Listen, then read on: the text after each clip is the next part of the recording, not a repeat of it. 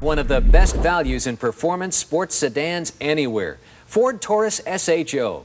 Car and Driver magazine has called it simply America's best sedan. Let's learn more about the Taurus super high output 3-liter 24-valve engine. Me.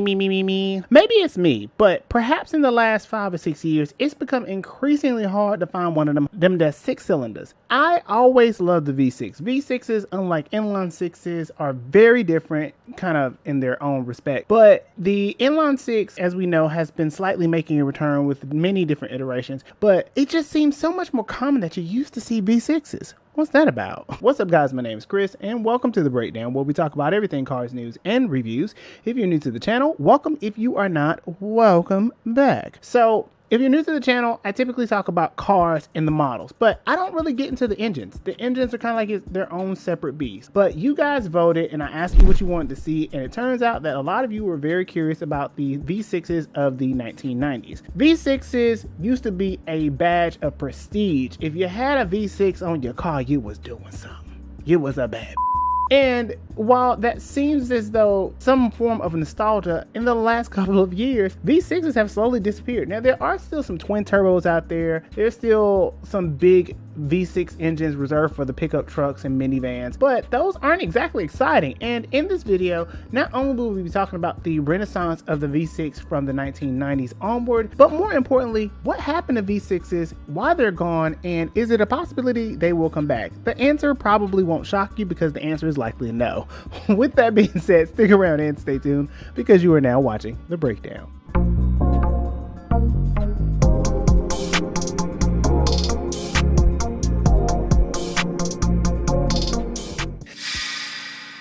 Okay, so getting into it, I think it's fair to say that the V6 used to be a badge of prestige for many of us. As a young car enthusiast, I can confidently tell you I always wanted the V6 model. I never not wanted it because I knew that the V6 model typically came with a lot more power, a lot more smoothness. Honestly, it just felt good. But as we've come into a new age and a new dawn of cars where electrification, hybridization, as well as turbocharged and supercharged 4-cylinders, we don't really have supercharged 4-cylinders anymore, but that's besides the point. But V6s don't really have a place in the space of cars anymore. Y'all like what I did there? I thank you. Before we get into that, I do want to go over a very brief history, and I promise you it will be brief. I know I tell these lies every time, but you know, it is what it is. And then we'll kind of talk a little more into the V6s and the 1990s and why that was such a renaissance for the car. So let's get into it. The V6, before I even get into where and how it became, we need to talk about what it is. So a V6 is a very different monster than an inline 6, a V8, and an inline 4. And there is a such thing as a V4. In fact, the concept of the V6 came from the V4 much earlier in the 20th century, and eventually the V6 would become a thing. Now, there was a prototype that was originally developed in 1906, but it did not take off. And the first official V6 on record is by Lancia, and that is the Aurelia. That Aurelia came with a very small but very mighty 1.8 liter V6 engine getting 56 horsepower. Now, 56 horsepower doesn't sound like a lot, but considering the time period of 1950 and what they used to get, cars barely used to get over 35 miles an hour. But in comparison, a V6 Aurelia pretty much had similar horsepower to that of a Ford Escort in the early 90s and to that of a Honda Fit, which around 2008 was about 109 horsepower, and I think on the second generation it was about 120. So even back then, a V6 was still underpowered. It seems as though that V6s for a few decades, in fact, were a little underpowered, but the V6 was not really brought to the States realistically until Buick brought the LeSabre in 1962. Back in the early 60s, Buick recognized that there was a market out there for people wanting a bigger engine because people wanted a more compact, more fuel efficient engines, and I guess Buick kind of knew where their things were going forward into the 1973 gas crisis. So maybe they had an idea of what was happening. Buick had kind of saw the writing on the wall and understood that they needed to create an opportunity to further develop their engine so that they could be more efficient. And the V8s really weren't doing the job as well as they could have. And even though they were still selling, Buick was like, we probably need to do something with that. So Joe Turley, who was behind the Nailhead of 1953, decided that it was a good idea to rework the engine and slice off two of the cylinders, 2. And that's how we got the V6, the Fireball V6. And the Fireball V6 would eventually become a very well-known engine that I will mention later on in the video. So fast forward into the 1960s and 1970s, there is a big thing that happens, which you all know is the Clean Air Act of 1970, as well as the gas crisis of 1973. But before we get there, it's important to know that Richard Nixon wanted to regulate speed on the roads. And so essentially he wanted to kind of dial it back to about 50 to 55 miles per hour. And that is partially why you see some of the V6s towards the 70s and the 80s that are very underpowered, because they were trying to meet those regulations, and that really wouldn't be changed towards the mid to late 80s. But the gas crisis and the Clean Air Act of 1970 really changed the game. And Buick, alongside many of their other manufacturers, alongside Ford, it was pretty much that you could get either inline 4 or V8. Not too much difference there. But I guess the companies really made it a point to try to at least adjust to not get fined, for one, but two, to at least try to make something of nothing. And this is why you see such a lot of the V6s at the time that are woefully underpowered, because basically they were trying to scrape the ground, trying to make sure that they had a little something, because the tank was empty, no pun intended. The V6 is pretty much born out of panic and compliance. So the bigger thing here is that as we move on into the 70s, we begin to see some other manufacturers bring in V6s. One of the bigger companies that we don't really attribute, but is a critical component of the V6, is Nissan, as they brought in their VG engine, which was their first mass market Japanese made V6. And one of the first times we had seen a Japanese manufacturer bring a V6. You may be asking yourselves, well, what about the Europeans and the Germans? Well, it's complicated. You see, the Europeans are engineering perfectionists. V6s in design are not exactly what they would perceive as perfect, but the catch-22 is that in many of their inline 6s that they develop, they do tend to bring V6s into the prototypes to be able to pretty much test on them, because BMW has been doing it for years. They just ain't told y'all. In addition to all of those things, it really was a big deal that V6s be made very well. Speaking of very well, this video has been brought to you by LastFit. If you are someone who enjoys really nice headlights that aren't halogen, LastFit is the company for you. LastFit has been bringing millions and millions of people brightness in their headlights for years. And if this is something of value to you, feel free to click on the link in the description below to take you to LastFit and find the new headlights of your choice. It's always good for me because I've used LastFit before and I absolutely love their products, and they have excellent customer service. So if you are interested in that, feel free to click on the link in the description below. And with that being said, let's get back to the video. So the 70s and the 80s are a huge time for the V6 arena, because even with the dominance of the Japanese, there still aren't many V6s on the road, with the exception of the Americans, because they had to downsize. And the curious thing is that while the Americans had to downsize, the Japanese had to upsize. And by doing so, everybody had to kind of find their place, and V6s are the middle ground. And so towards the 80s is really when we begin to see our first entry points of the V6. Between 1983 and 1987 is really when we first see Toyota and Honda bring their V6s to market. The Americans had already brought their V6s to market, so it really seems as though that the Japanese were late to the game. But they didn't just put it in anything. Toyota put their first V6 in both the Cressida and the Celica. Yes, it's pronounced Celica. I watched the product training. First, let's examine the four-cylinder.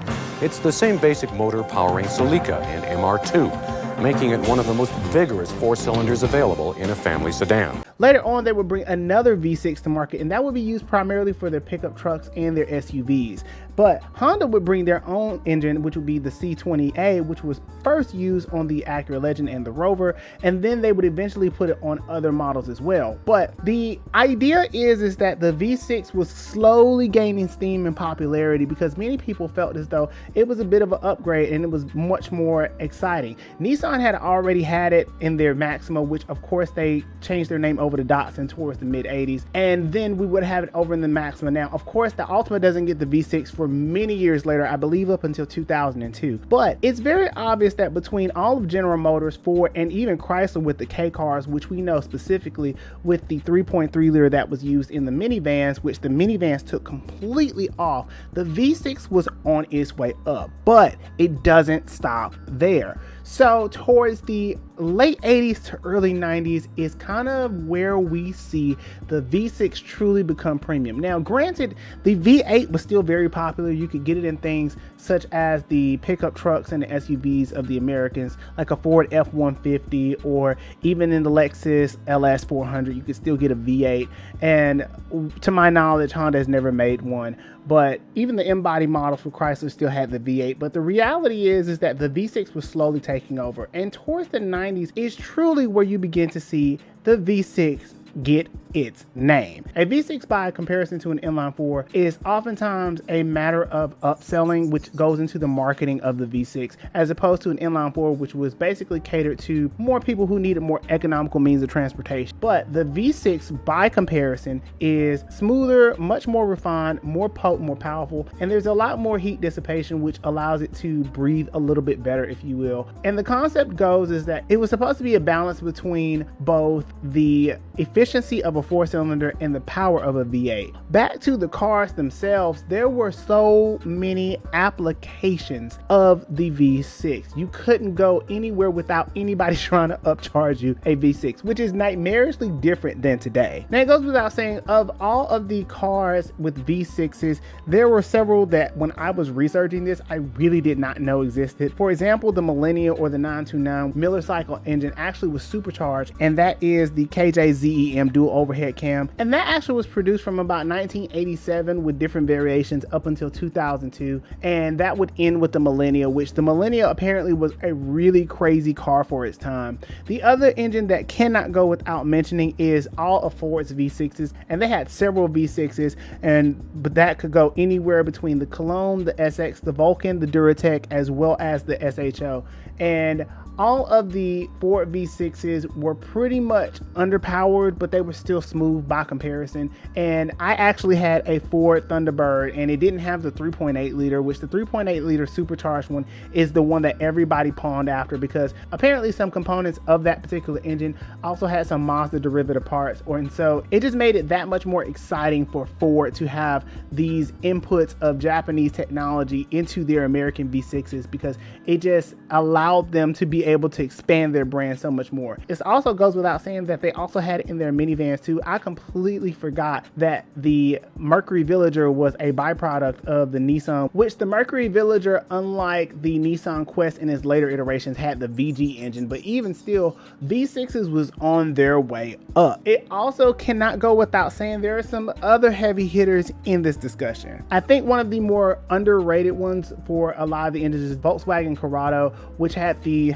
VR6 engine. Apparently for the VR6 engine, the V is a slightly narrower version of the V as opposed to many of the others, which were typically anywhere between 60, 90, and 120. And so the VR6 was, I believe, 10 or 15 degrees. Y'all let me know in the comments if I'm wrong or not. But about 10 to 15 degrees smaller and narrower, giving for a much more punchier inline 6-ish type design. And so the VR6 was unprecedented for a time, and it ran around 1992, which lets you know that everybody was on the wave. Now, I cannot go without talking about the big dog in the house. And not that one, I'm getting there. But the big dog in the house that really changed the game was the 1MZ FE from Toyota. The 3-liter V6 from Toyota Camry was something that we just did not see coming. That engine is probably one of the most legendary engines next to the one that I'm really holding out for saying, but the 1MZ was truly a spectacle. It was not uncommon for you to get 300, 400,000 miles. Now them handles might be missing, but that's besides the point. But the 1MZ from Toyota alongside the VZ were truly something that really made the Toyotas just a very special car. Now, I did not know that there was a class action lawsuit for the Toyota Sienna when they used that same engine later down the road. And it just goes to show that even all things that seem perfect are not. And while that is a possibility, the V6 that was used in that same engine basically became the Camry of minivans. And so that is actually the villain origin story of the Toyota Sienna. And if we're talking about V6s, you can't go a conversation without also talking about Mercedes. And for many V6s, they were often reserved for either higher tier mass market cars, or they were reserved for luxury cars. And Mercedes too wanted to get in the game, and this would be the first time that we would see Mercedes during the 90s bring a V6 to market, because they either typically used a 4 or 6, and typically they were diesel, not so much petrols as used. And I want to put out there that this is mostly American market, so if I say something about the other markets that are out there, please feel free to let me know in the comments below. But the 2.5 liter V6 that was used for the Mercedes C-Class, the M106, was perfectly V-degreed and basically was something that we had never seen before. Now, I also want to bring to attention that the V6s of the time, man, were something else. The only company that I can really think that couldn't really quite get it as well, because they were still a little behind the times, is Honda with their V6. And even though the NSX was one of the first cars to produce a V6 next to the Acura Legend, it's not lost on me that Honda still was working the kinks out. In fact, Honda would not really get their V6s almost right until the J30 around 2003. But the V6s of the time from every manufacturer was great, but it was not the 3800. The 3800 has to be one of the most legendary engines to ever leave Detroit. Nobody has done V6s quite like the pioneers, and that would be Buick. Now, remember when I told you back in the early 50s and 60s that GM had already been working on the V6, and that would tie back into them basically looking at everything, but more importantly, they got their inspiration from Lancia, the original pioneers of the V6. And when Buick created the 1962 Fireball V6, this would eventually lead into the development of the 3800. The 3800 is probably one of the most common cars to ever be seen on General Motors, but when I tell you that motherfucker starts up, it starts up. And the 3.8 liter, while not quite as powerful, it gave you the amazing reliability that we knew the Americans were capable of. And between that time, you could find them either on Oldsmobile, Pontiac, you could find them on Buick, you could find them in Chevy, you could find the 3800 anywhere. The 3800 was so legendary, in fact, it would not be discontinued closer to 2008, because many of these engines that were produced, the manufacturers put a lot of time, effort, and energy. And the beautiful thing about many of these designs is that a lot of them, with a little work, is pretty much worth every penny that you're going to get out, and it truly creates an amazing driving experience. Now, to be frank, V6s over the last 20 years have slowly diminished, and we've evolved into either twin turbocharged, or we've evolved into basically inline sixes. V6s, especially naturally aspirated without any additives, which the 3800 at one point or another also had a supercharger, as well as the 3.8 from Ford had a supercharger. And we don't really see that anymore. Many of the manufacturers have gone away from that, and it would be without surprise that we probably won't see a V6 coming back in our lifetime anytime soon. Now, the EcoBoost twin turbocharged as well as the VQ from Infiniti are two off the top of my head, but those are two amazing engines. Even when the VQ was naturally aspirated, especially in the early 2000s of Nissan and Infiniti, the VQ was truly something to be marveled at, but we are just slowly veering away from the applications of many of the V6s today. Now, as we enter into electrification and hybridization, it is unlikely that you will see V6. And I can't forget Acura finally coming back to the table with the V6, but this time they hybridized it. And the NSX V6 is a very, very vicious engine and very complex setup. Howsoever, it still doesn't have that same level of throatiness that many of the naturally aspirated V6s of the 1990s had. In fact, I remember when the J35 was dropped from the Honda Accord and my heart sank a little bit. I died just a little bit.